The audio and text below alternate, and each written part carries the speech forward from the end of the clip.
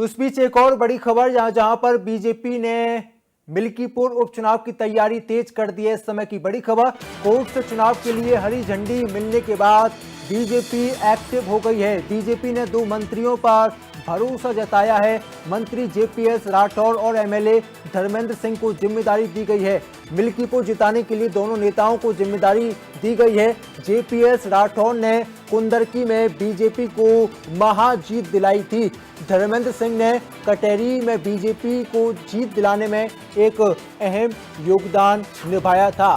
तो ज्यादा जानकारी के साथ निकिता सरीन मेरे साथ जुड़ी हुई है। निकिता, बीजेपी ने मिल्कीपुर विधानसभा सीट के लिए एक महाप्लान तैयार कर लिया है। 2 बड़े नेताओं को जिम्मेदारी दी है, यानी कि बीजेपी का पूरा फोकस है कि मिल्कीपुर पर महाविजय हासिल की जाए।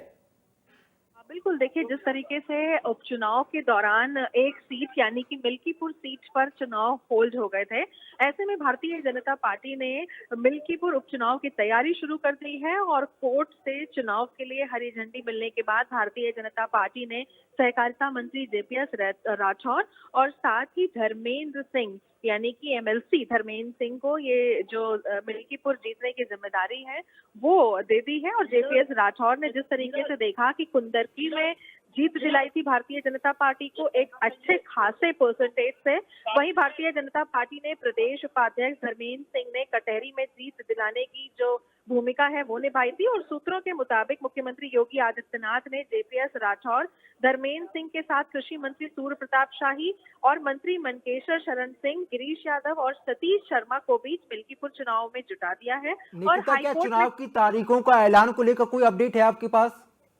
देखिए जिस तरीके से हाईकोर्ट में फिलहाल ये जो याचिका रद्द होने के बाद जल्द ही अब यहाँ पर भी चुनाव होने की घोषणा हो सकती है। अभी औपचारिक जो डेट है वो फिलहाल सामने नहीं आई है, लेकिन ये सीट अवधेश प्रसाद के फैजाबाद से सांसद बनने के बाद इस्तीफा देने से खाली हुई थी और समाजवादी पार्टी अवधेश प्रसाद के बेटे अजीत प्रसाद को यहाँ से प्रत्याशी बना चुकी है।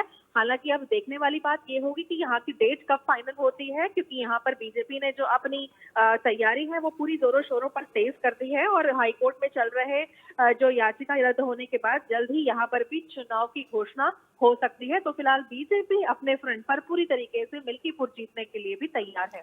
बहुत बहुत शुक्रिया आपका जानकारी साझा करने के लिए।